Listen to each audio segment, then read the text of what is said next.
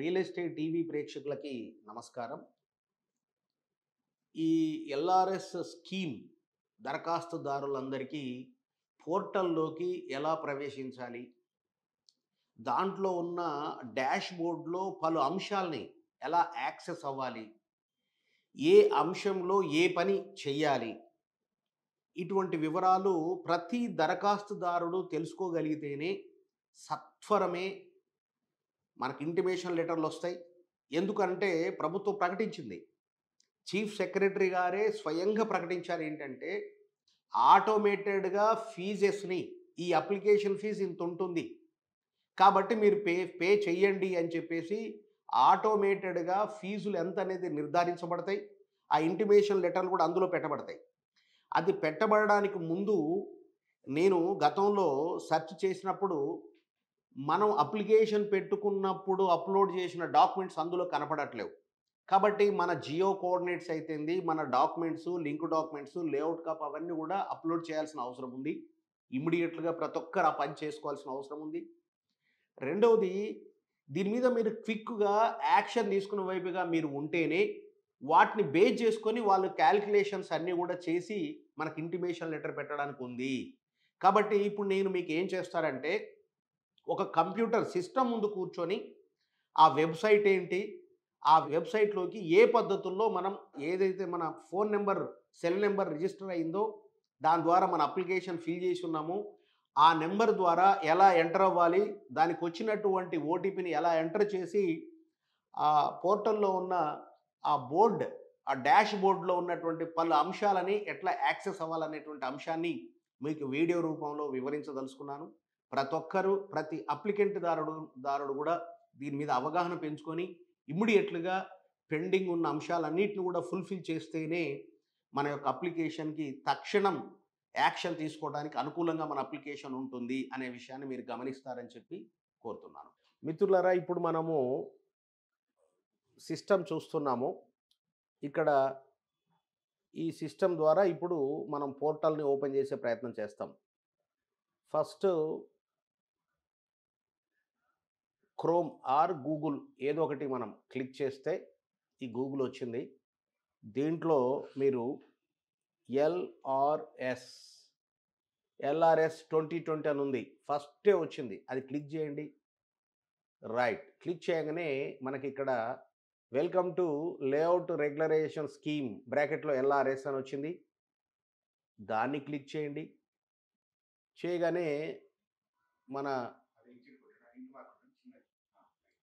మన ముఖ్యమంత్రి గారి ఫోటో వచ్చింది. Municipal administration and Panchayati Raj departments layout regularisation scheme 2020 government of Telangana అని వచ్చింది. ఇప్పుడు మనం దీంట్లోకి ఎంటర్ అవ్వాలి.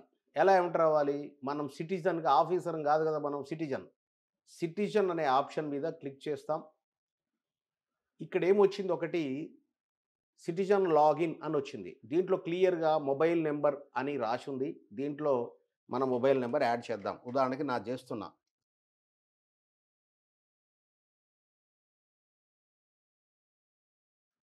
అది కొట్టిన తర్వాత వాలిడేట్ అని చెప్పి వచ్చింది. వాలిడేట్ ఓటీపీ అని నొక్కాం. నొక్కిన తర్వాత ఈ డాష్‌బోర్డ్ వచ్చింది.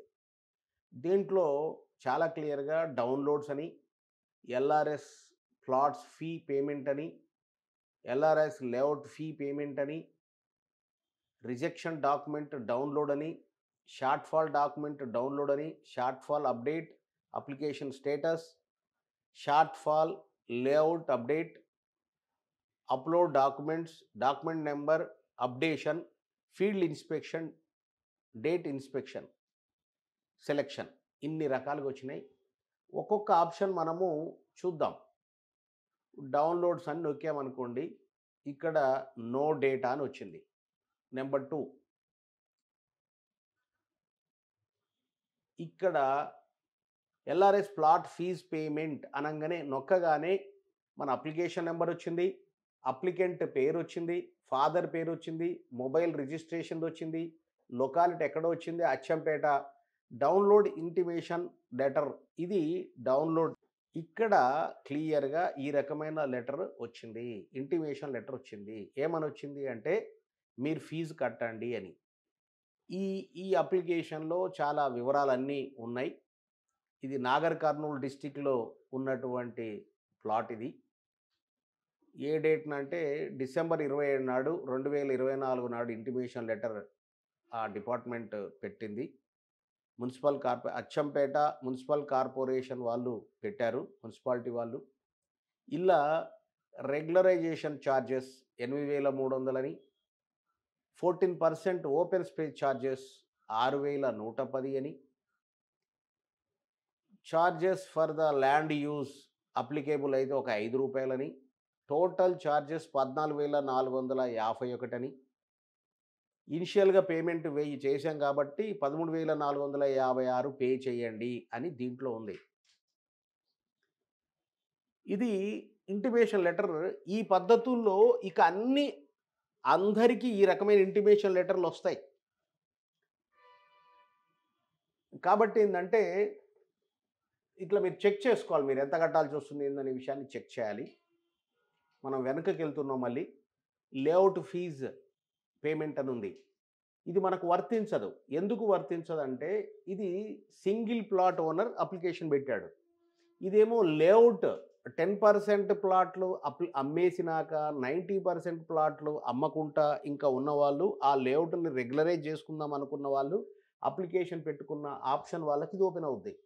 కాబట్టి ఇది ఓపెన్ కాదిప్పుడు. ఇది రిజెక్షన్ డాక్యుమెంట్ డౌన్లోడ్ అన్నారు. ఇది క్లిక్ చేద్దాం ఏమొస్తదో. ఇక్కడ నో డేటా అనే వచ్చింది. ఎందుకంటే రిజెక్షన్ ఏం కాలేగా, పేమెంట్ చేయమన్నారుగా. షార్ట్ ఫాల్ డాక్యుమెంట్ డౌన్లోడ్ అన్నారు. ఇదేముందో చూద్దాం ఒకసారి. నో డేటా అని వచ్చింది. షార్ట్ ఫాల్ అప్డేట్ అని అన్నారు. ఇలా నో డేటా వచ్చింది. ఇంకా షార్ట్ ఫాల్ అప్డేట్ అనేది ఏం లేదండి. ఎందుకంటే ఒకేసారి ఆటోమేటెడ్‌గా మన అప్లికేషన్‌ని తీసుకొని ఫీజు పెట్టేసి ఇంక ఇంటిమేషన్ లెటర్ ఇవ్వడమే. అప్లికేషన్ స్టేటస్ దీంట్లో కూడా డేటా వస్తది. రైట్. ఇక్కడ ఏమొచ్చింది అంటే ఏం లేదు. మనం అప్లికేషన్ పెట్టిన తర్వాత ఇక్కడ అప్లికేషన్ నెంబర్ వచ్చింది. సిటిజన్ నేమ్ అప్లికెంట్ దారుడి పేరు వచ్చింది. మొబైల్ నెంబర్ వచ్చింది. ఇక్కడ L2 approve and fee intimated. ఇక్కడ స్టేటస్ ఏంటి మన అప్లికేషన్ అనంటే, లెవెల్ 1 కాకుండా లెవెల్ 2లో ఈ ఫైల్ లెవెల్ 1, లెవెల్ 2 అని ఉంటుంది. లెవెల్ 2 స్టేజ్‌లో ఈ ఫైల్ ఓకే చేయబడ్డది, అప్రూవ్ చేయబడ్డది. ఎంత అమౌంట్ కట్టాలో ఫీ ఇంటిమేషన్ కూడా ఇవ్వబడ్డదని వచ్చింది. మీరు ఇక్కడ వ్యూ చేస్తే ఇనిషియల్ పేమెంట్ రిసిప్ట్ మనం అప్లికేషన్ పెట్టిన నాడు ఏదైతే మనకు స్క్రీన్ షాట్ వచ్చిందో, ఈ రకంగా రసీదు వచ్చిందో అదనమాట ఇది. సో ఈ వివరాలు ఇక్కడ షార్ట్ ఫాల్ లేఅవుట్ అప్డేట్ అంటే ఏందో చూద్దాం. ఇది కూడా నో డేట్ అనే ఉంది. ఇది కూడా నో డేటే ఉంది. Document number updation right. ఇక్కడ డాక్యుమెంట్ నెంబర్ అప్డేషన్ అని ఉంది కదా, ఇక్కడ అప్డేషన్ చేసుకునే అవకాశం ఉంది. ఏమిటి అని అంటే క్లియర్‌గా అప్లికెంట్ మారినప్పుడు ఆ ప్లాట్ ఒక అతను అప్లికేషన్ పెట్టాడు. పెట్టినాక మరొక అతను ఒకనికి అమ్మేశారు. రెండో అతను కొనుక్కున్నాడు. కొనుక్కున్నప్పుడు సేమ్ అప్లికేషను కానీ ఇక్కడ ప్లాట్ నెంబర్ సేమ్ ఉంటుంది, సర్వే నెంబర్ సేమ్ ఉంటుంది, షెడ్యూల్ ఆఫ్ ప్రాపర్టీస్ సేమ్ ఉంటుంది, టెరిటరీ అది ఏ పరిధిలో, ఏ మండలం, ఏ రెవెన్యూ విలేజ్ పరిధిలో ఉంది, ఏ జిల్లాలో ఉంది, అవన్నీ సేమ్ ఉంటాయి. అప్లికేషన్ నెంబర్ కూడా సేమ్ ఉంటుంది. కానీ సేల్ డీడ్ నెంబర్ మారుతుంది. ఎందుకంటే ఎక్స్ అనే వ్యక్తి దగ్గర వై అనే వ్యక్తి కొన్నాడు. కాబట్టి ఇప్పుడు ఏం చేంజ్ చేసుకోవాలి? సేల్ డీడ్ నెంబర్ ఒకటి చేంజ్ చేసుకోవాలి. అదేవిధంగా ఫోన్ నెంబర్ కూడా అప్డేషన్ చేసుకోవాల్సి ఉంటుంది. కాబట్టి ఇక్కడ SRO code, sale deed number, sale deed year ఈ మూడింటిని అప్డేట్ అని, దీన్ని అప్డేట్ అని నొక్కేస్తే పని అయిపోతుంది. కాబట్టి వ్యక్తి మారితే ఆ ప్లాట్ అప్లికెంట్ దారుడి యొక్క పేరు మారినప్పుడు సేల్ డీడ్ నెంబర్ కూడా మారుతుంది. కాబట్టి దీన్ని అప్డేషన్ చేసుకునే విధానం పాత అప్లికేషన్లోనే అదే అప్లికేషన్ నెంబర్ ఉంటుంది. కానీ సేల్ డీడ్ మారుతుంది, డాక్యుమెంట్ నెంబర్ మారుతుంది, అదేవిధంగా ఇయర్ మారుతుంది కాబట్టి ఇది అప్డేషన్ చేసుకునే ఆప్షన్ ఉంది. అదేవిధంగా ఫీల్డ్ ఇన్స్పెక్షన్ డేట్ సెలెక్షన్ చేద్దాం ఏమొస్తుందో. ఇక్కడ నో డేటా అనే వచ్చింది. ఇది ఇలా ఉందండి. ఇదొక అంటే ఆల్రెడీ స్క్రూటినీ చేయబడి ఫీజు ఇంటిమేషన్ చేయబడ్డటువంటి వాళ్ళకి ఈ పద్ధతుల్లో ఉంటుంది. నేను ఇంకా కొన్ని అప్లికేషన్ చూశాను. నావి ఉన్నాయి, ఒక 5 అప్లికేషన్స్ ఉన్నాయి. దాంట్లో ఇంకో పద్ధతుల్లో ఉంది. అది కూడా మీకు నేను చూపిస్తాను. మరొక అప్లికెంట్ ఫైల్స్ ఎలా ఉన్నాయి అనేది మనం స్టడీ చేద్దాం ఇప్పుడు. ఇది వేరే అప్లికెంట్ అండి. ఇక్కడ ఇంతకుముందు అప్లికెంట్లో చాలా క్లియర్‌గా plot LRS plots fee payment అనే కాడ ఇంటిమేషన్ లెటర్ ఉంది డైరెక్ట్‌గా. కానీ ఇక్కడ నో డేటా అని వచ్చింది. అదేవిధంగా మరి పోనీ ఇది లేఅవుట్‌ది కాదు కాబట్టి వదిలేద్దాం. అది లేఅవుట్‌కి సంబంధించింది కాదు. ఇండివిడ్యువల్‌గా ప్లాట్ కాబట్టి వదిలేద్దాం. ఇక్కడ ఏమైనా రిజెక్ట్ అయిందా ఆ ఫైలు అని చూస్తే నో డేటా అని వచ్చింది. పోనీ ఆ ఫైల్‌కి ఏమైనా షార్ట్ ఫాల్ ఉందా ఆ డాక్యుమెంట్‌లో అని అంటే అది కూడా నో డేటా అని వచ్చింది. ఏదైనా షార్ట్ ఫాల్ అప్డేట్ చేయండి అనే ఏమైనా సమాచారం ఉన్నదా అనే అంశాన్ని కూడా క్లిక్ చేస్తే ఇది కూడా నో డేటా అని వచ్చింది. అప్లికేషన్ స్టేటస్ అని క్లిక్ చేస్తే ఈ రకంగా వచ్చింది. సో ఈ ఈ దీంట్లో ఇక్కడ ఏమున్నాయి అన్ని అప్లికేషన్లు కూడా L1 ఆఫీసర్ స్టార్టింగ్ స్టేజ్ అని ఉన్నాయి. ప్రతిది కూడా L1 ఆఫీసర్ స్టార్టింగ్ స్టేజ్ అని ఉంది. ఒక రెండవ అప్లికేషన్ మాత్రము వి సరోజ గారు టౌన్ ప్లానింగ్ ఆఫీసర్ అని ఉంది. ఇక మూడోది నాలుగోది వీరస్వామి గారు అని ఉంది. అయితే వారి ఫోన్ నెంబర్ ఉంటే మనం వారిని కాంటాక్ట్ చేయడానికి ఉంటుంది. కానీ వారి ఫోన్ నెంబర్ లేదు. వారి పేరైతే ఇచ్చారు, ఫోన్ నెంబర్ లేదు. ఫస్ట్ అప్లికేషన్కి అయితే నాట్ అప్లికేబుల్, ఎవరి ఫోన్ నెంబర్ ఎవరి పేరు కూడా ఇవ్వలేదు. కాబట్టి వారిని మనం కాంటాక్ట్ చేయటం ఈజీ కాదు. ఇక్కడ ఏంది ఇనిషియల్ పేమెంట్ రిసిప్ట్ మనం ప్రారంభంలో పేమెంట్ చేసింది రిసిప్ట్ వ్యూ అనేటువంటి అంశం వచ్చింది. ఇగో ఇలా ఈ రకంగా వస్తుంది. సో దీన్ని మళ్ళీ హోమ్ అని యాజ్ ఈజ్గా వెనకకి వెళ్ళిపోదాము. ఇక్కడ అప్లోడ్ డాక్యుమెంట్స్ దగ్గర వెళ్ళి చూద్దాం. ఈ అప్లోడ్ డాక్యుమెంట్ దాంట్లో అప్లికేషన్ నెంబరు బ్లూగా హైలైట్ అయి కనపడుతుంది. అంటే ఇక్కడ ప్లాట్ నెంబరు, సర్వే నెంబర్లు ఉన్నాయి చివర్లో. అప్లికెంట్ పేరు, son of, mobile number, plot number, survey number అని వస్తాయి. ఏది అప్లోడ్ డాక్యుమెంట్స్ దాంట్లో. ఈ అప్లికేషన్ నెంబర్లో బ్లూగా హైలైట్ అయిన దాని మీద మనం క్లిక్ చేస్తే ఈ రకంగా మనం గతంలో ఈ అప్లికేషన్ని ఫిల్ చేసిన వివరాలన్నీ ఇగో ఈ రకంగా వస్తున్నాయి. ఏమండి గమనించారండి? ఈ రకంగా వస్తున్నాయి. వచ్చినప్పుడు ఆ రోజున ఈ అప్లికేషన్లో లాటిట్యూడ్ అనేది ఖాళీగా వదిలిపెట్టబడింది. లాంగిట్యూడ్ అనేది కూడా ఖాళీగా వదిలిపెట్టబడింది. అలాగనే లేఅవుట్ నేమ్, ఆ లేఅవుట్ అది లీగల్ లేఅవుటే కావచ్చు, అన్అప్రూవ్డ్ లేఅవుటే కావచ్చు, దానికి ఒక పేరు ఉంటుంది కదా, అక్కడ పేరు కూడా రాయాలి. అది కూడా ఫిల్ చేయమని అది కూడా ఖాళీగా వదిలేసాం. తెలిస్తే చేయటం మంచిది. అది కూడా ఇక్కడ ఈ లాటిట్యూడ్ ఫిల్ చేయాలి. ఏంటి ఆప్షన్ లేదు. కానీ ఇక్కడ మాత్రం రైట్ ఛాన్స్ ఉందేమనుకున్నా అది లేదండి. డాక్యుమెంట్ అప్లోడ్స్ అని ఉంది కదా ఇక్కడ, దాని కింద మాత్రం ఇగో ఇక్కడ సేల్ డీడ్ చూజ్ ఫైల్ అని ఉంది. నో ఫైల్ చూజ్ అని ఇక్కడ ఫైల్ ఇంకా లేదు, మీరు అప్లోడ్ చేసిన దాంట్లో లేదని చెప్తుంది. లింక్ డాక్యుమెంట్ చెప్తుంది. అదేవిధంగా లేఅవుట్ కాపీ, మన ప్లాట్ ఎక్కడుందో తెలియజేసి లేఅవుట్ కాపీ ఉంటుంది కదా, ఆ ప్లాట్ చెప్తుంది. ప్లాట్ సైట్ ప్లాన్ అంటే మన డాక్యుమెంట్లో వెనకాల ప్లాన్ ఉంటుంది, చివరి పేజీలో మ్యాప్ ఉంటుంది, మన ప్లాట్ యొక్క మ్యాప్ ఉంటుంది. బహుశా నేనైతే ప్లాట్ సైట్ ప్లాన్ అంటే అదే అనుకుంటున్నా నేను. అది కూడా అప్లోడ్ చేయమని అడుగుతున్నారు. ఇంకేమైనా కావాలి అనుకున్నప్పుడు, ఇంకేదైనా రిలవెంట్ ఆ ప్లాట్కు సంబంధించిన ఇంకా వేరే డీటెయిల్స్ కూడా మనం అప్లోడ్ చేయాలని అనుకుంటే document number, other document number 1, other document number 2 అని కూడా ఇక్కడ కర్సర్ ద్వారా మనకు కనపడతా ఉంది. దానికి రిలవెంట్ డాక్యుమెంట్స్ ఏయైనా ఉంటే అప్లోడ్ చేయాలనుకుంటే. ఏ డాక్యుమెంట్ అయినా కూడా దాని యొక్క సైజ్ 5 ఎంబీ కంటే ఎక్కువ ఉండకూడదు. అది పీడిఎఫ్ స్టేటస్‌లోనే ఉండాలి. ఫార్మాట్‌లోనే ఉండాలి. అదే మామూలుగా ఫోటో టైప్‌లోనో, మరో రకంగా వర్డ్‌లోనో అట్లా ఉండకూడదు. ఇది ఖచ్చితంగా పీడిఎఫ్ ఫార్మాట్‌లోనే ఉండాలి. 5 ఎంబీ కంటే ఎక్కువ ఉండొద్దు సైజ్. ఇవన్నీ అప్లోడ్ చేసినాక, ఇయన్నీ చూజ్ చేసినాక ఫైల్స్ చూజ్ చేసుకోవాలి. ఇవి ఎక్కడ చూజ్ చేసుకోవాలి? ఎక్కడో ఒక ఫోల్డర్‌లో పెట్టుకొని, వాటి సైజు ఇంతకు మించి ఎక్కువ ఉండేటట్టుగా లేకుండా చూసుకొని, తగ్గించుకొని, కంప్రెస్ చేసుకొని, ఆ ఫైల్స్ అని ఇక్కడ చూజ్ చేసుకున్నాక సబ్మిట్ అనంటే, అప్పుడు ఇవన్నీ కూడా మళ్ళీ అగైన్ మనము ఆ అప్లికేషన్ వెనకాల బ్యాక్‌గ్రౌండ్‌లో అక్కడ పోయి చేరుతాయి. ఆ రకంగా వాళ్ళు ఈచ్ అండ్ ఎవ్రీథింగ్ చూసి, గమనించి దీని మీద యాక్షన్ తీసుకోవడానికి ఉపయోగపడుతుంది.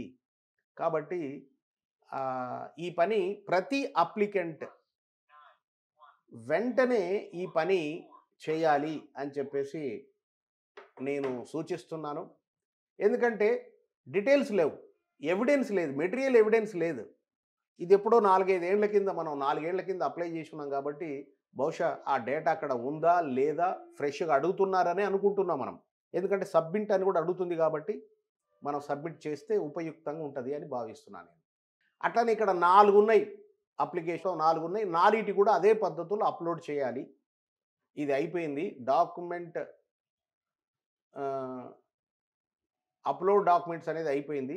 డాక్యుమెంట్ అప్డేషన్ అనేది కూడా అయిపోయింది.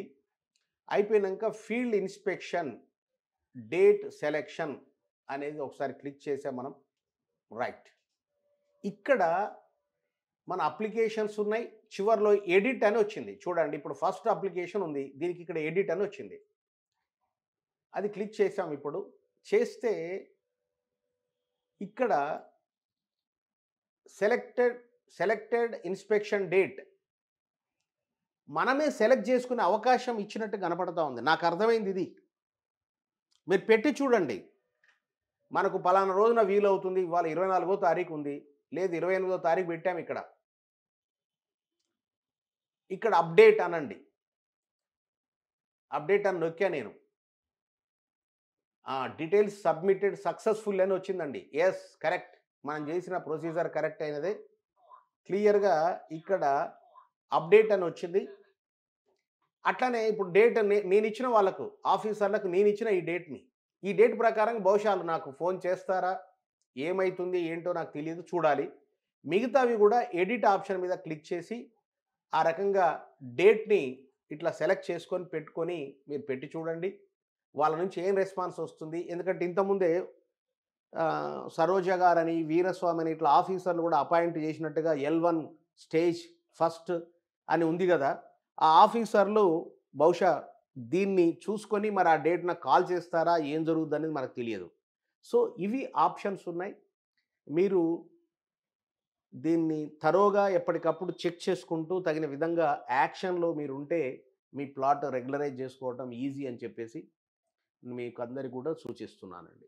ఎల్ఆర్ఎస్ ప్లాట్ ఫీజ్ పేమెంట్ అనే దాంట్లో ఇంటిమేషన్ లెటర్ వచ్చింది కదా! పేమెంట్ కంటిన్యూ అనే ఆప్షన్ కూడా ఉంటుంది. మనం పేమెంట్ చేస్తే ఆన్‌లైన్‌లోనే డైరెక్ట్‌గా మనం పేమెంట్ చేయొచ్చు. ఇది అంశం.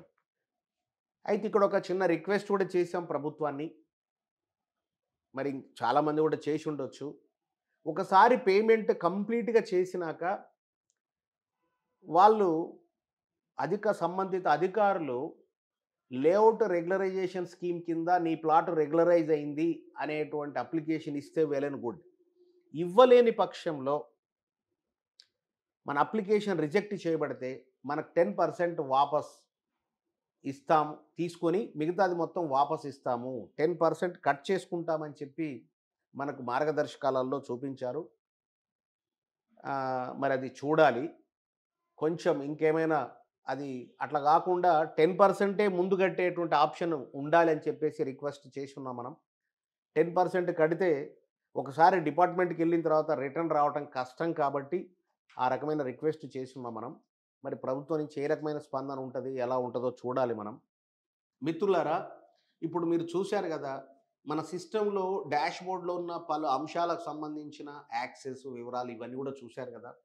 ఇంకా మీకేమైనా అనుమానము, డౌట్లుంటే, క్లారిఫికేషన్ కావాలంటే మన వీడియో కింద మీరు కామెంట్ చేయండి. ఇంకేమైనా లేటెస్ట్ అప్డేషన్స్ ఉంటే, ప్రభుత్వం నుంచి ఏమైనా చేర్పులు, మార్పులు ఉంటే గూడా మేము ఎప్పటికప్పుడు అప్డేట్ జేసే ప్రయత్నం మా నుంచి గూడా చేస్తాం.